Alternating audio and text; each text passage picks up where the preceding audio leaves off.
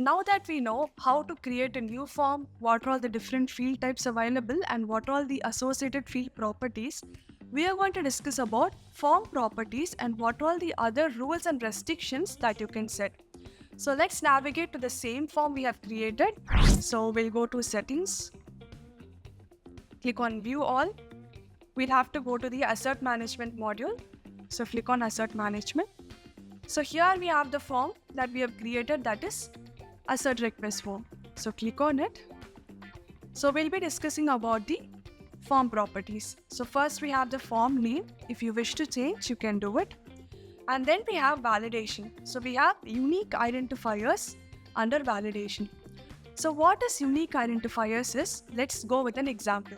So I'm going to take two different fields, that is blood group, and I'm going to make gender as a unique identifier. So for this form, we have blood group and we have gender as a unique identifier, which means that no two records with respect to assert request form can have same value for blood group and gender. Let's understand this with an example. So I'm going to create a record for assert request form. So in order to do that, we'll have to go to the operations part. So we go to operations, and from here, we'll have to open the assert management module and assert request form. So I'm going to add a record by updating gender and blood group. So whenever you add a field as unique identifier, it will be automatically marked as a mandatory field. So I'm going to select the gender as female and the blood group as A positive. I click on submit. So now we have a record with gender as female and with blood group as A positive. So let's go back and I'm going to create an other record. So click on add record. So if I'm going to use the same value, that is gender as female and blood group as A positive, I will not be able to submit it because no two records can have these two values as same. So let's make gender as female and blood group as A positive. I click on submit.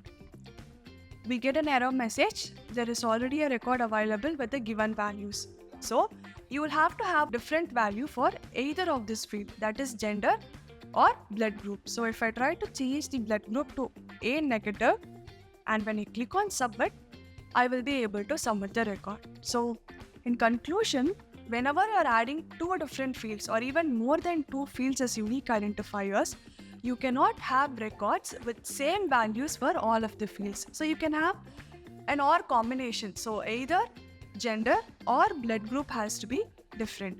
So this is about unique identifiers for a particular form. And then we have this option called enable custom validations. So we do have default validation when it comes to form properties or field properties. But if you come across other situations, like you don't have an option to set a validation using the default options. So in such scenarios, you can write a custom code. So when you click on enable custom validation, you will be provided with an option to write a custom function to achieve your requirement. So these are all out-of-box requirements that you do have. And then we have few preferences. The first one is about password protection. So whenever you're exporting this assert request form, if you want it to be password protected, you can enable it so that you will get the password to your email ID to open the downloaded form. And then allow saving as draft. So if this option is enabled, employees will have an option to save this form as draft and then they can submit it later whenever they want to. And capture location.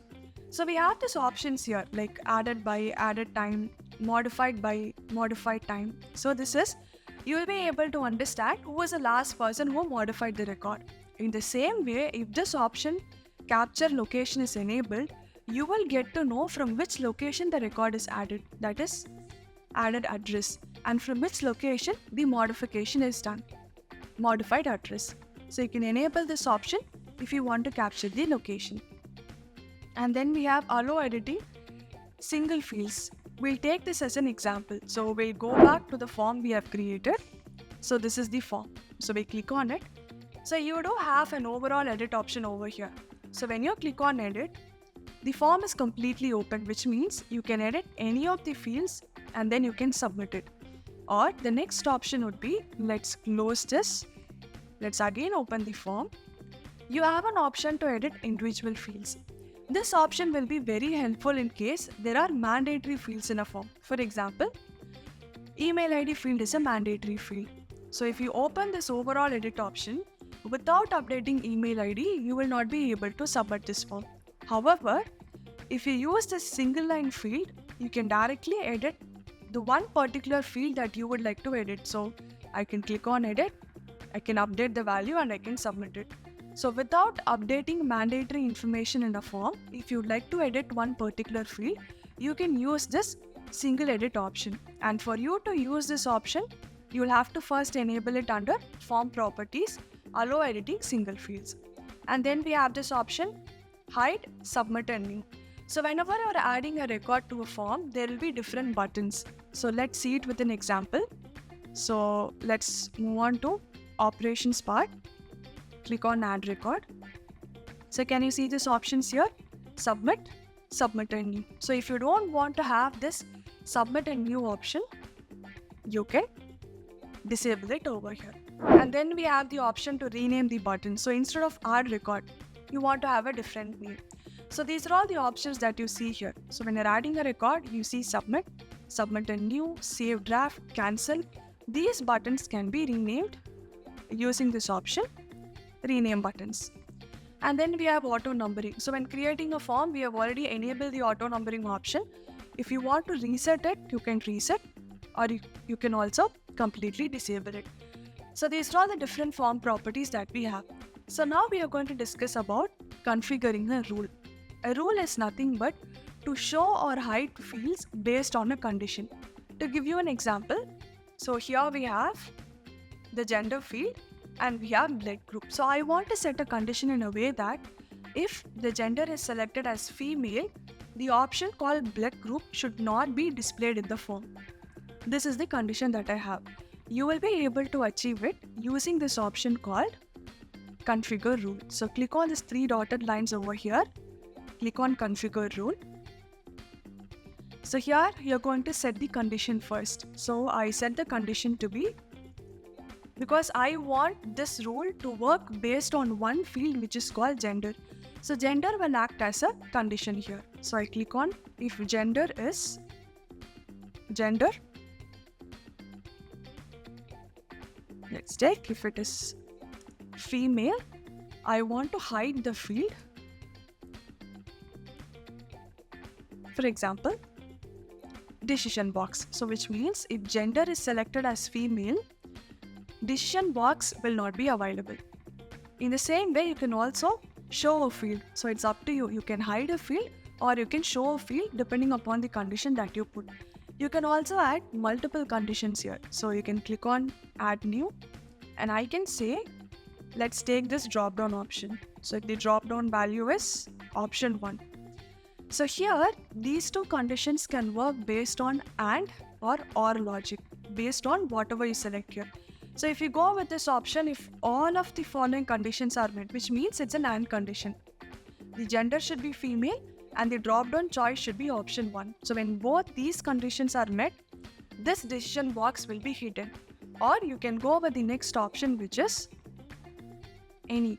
If any of the following conditions are met, which is basically OR. So the gender has to be female or the drop-down option has to be option 1. When any one of this condition is met, decision box will be hidden.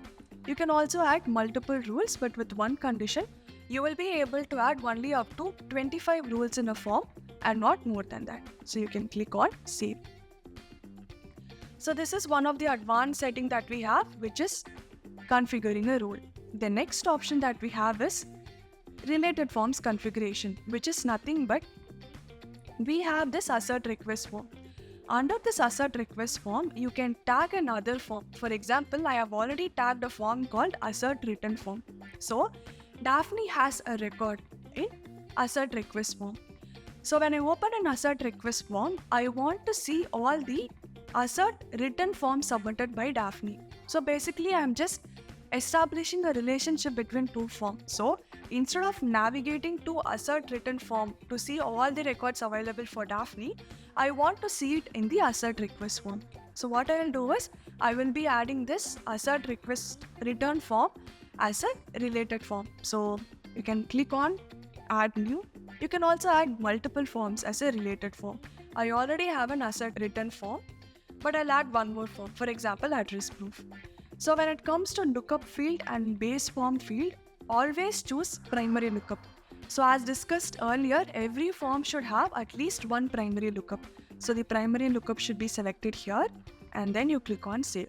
So now let's see how this will be visible to an employee. Like whenever you are adding a related form, how it is going to be visible to an employee. So we'll go back to operations.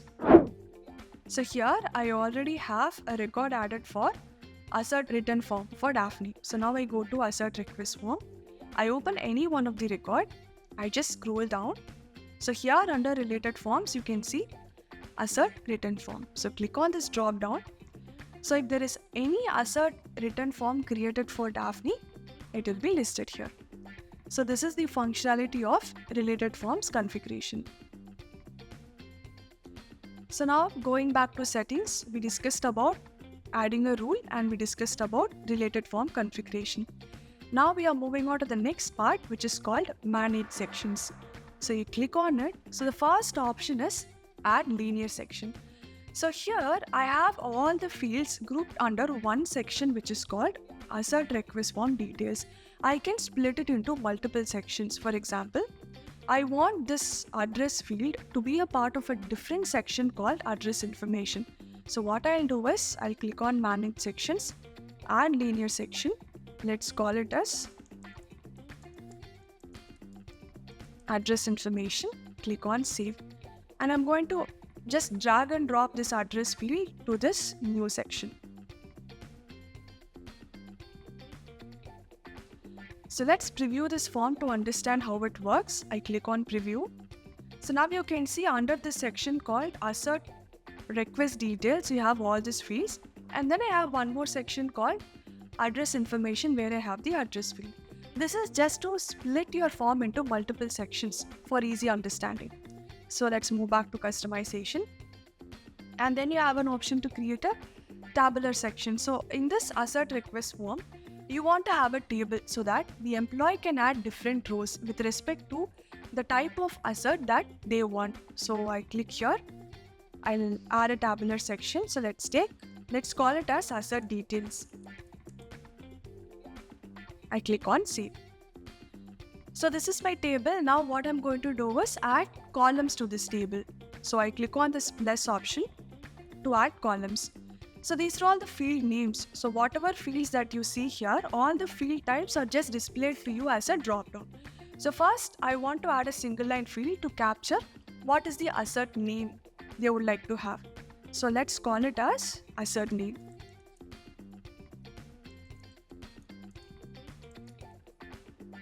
And the next column that I want to have is quantity. So let's add a number field.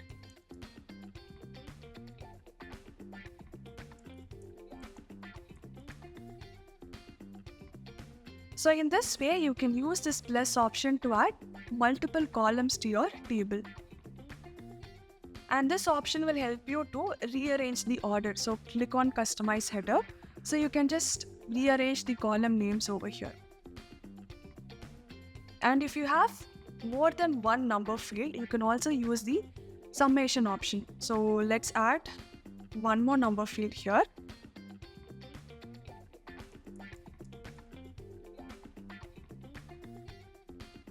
So now when you go with this option, customize header, so against number fields, you have an option to enable summation, so that at the bottom of the column, system can give you the total. So let's enable it for quantity. Click on save. Let's do a quick preview on how the table looks like. Click on preview. So here we have a table called assert details. So I'm going to enter the assert name.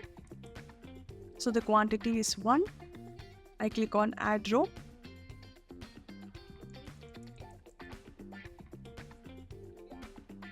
So this is how an employee can add multiple rows to this particular tabular section. So the summation value will be available when you're actually creating a record, but not in the preview part. So what we'll do is we'll quickly create a new record for assert request form. So let's move to operations. From here, let's add a new record. So click on add record. So let's directly move on to the table.